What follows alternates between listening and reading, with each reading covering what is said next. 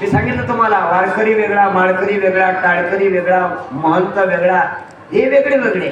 परंतु कमीत कमी आपल्या घरात जर समजा माळकरी असेल, अस्थि विसर्जन दाव्याच्या दिवशी केल्यानंतर कमीत कमी माळकऱ्याचा पंढरपुरात आणि आळंदीत अस्थि विसर्जन करावं.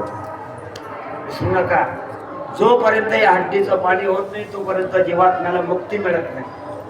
जीवात्म्याने शरीराचा त्याग केल्यानंतर ज्या दिवशी वर्ष श्राद्ध होईल त्या दिवशी दुसरं शरीर समोर वाट पाहत आणि पूजा अर्चना झाली, तो जीवात्मा त्या शरीरात प्रवेश करतो. मग अंतकाळाच्या वेळेला ज्या वस्तूचं स्मरण झालं असेल, ज्या वस्तूची आठवण झाली असेल, त्या वस्तूंमध्ये तो जीवात्मा प्रवेश करतो. जे स्मरण झालं असेल ते म्हणून अंत्यमती सागती अंतकालीची मामेव स्मरण मुक्त्वा कलेवरम या प्रयाती समभावन ज्ञाती नास्तित्र संशय. हा मरण्याचा वेळा राम म्हणता रामची होईल.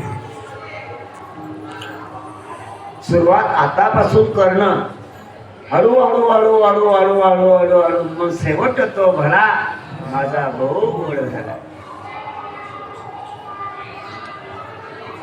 शेवटचा क्षण जसा आमच्या भंडारी वहिनींनी आनंदाचा भरात या देहाचा, नश्वर देहाचा त्याग केला, हसत भगवंताशी हात जोडले परमात्मा पांडुरंग स्वरूप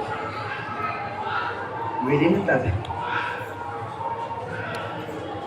सर्वांना आश्चर्य, नुसता माहेश्वरी समाजालाच आश्चर्य नाही, पण अखेर बरं का वारकरी मंडळाला आश्चर्य वाटलं. हे सोपं नाही, हे सोपं नाही जीवन. हे बा, कसं जगावं कसं राहावं हे आपल्या हातात आहे, कसं मरावं हे आपल्या हातात नाही. जीवनामध्ये ते ह्या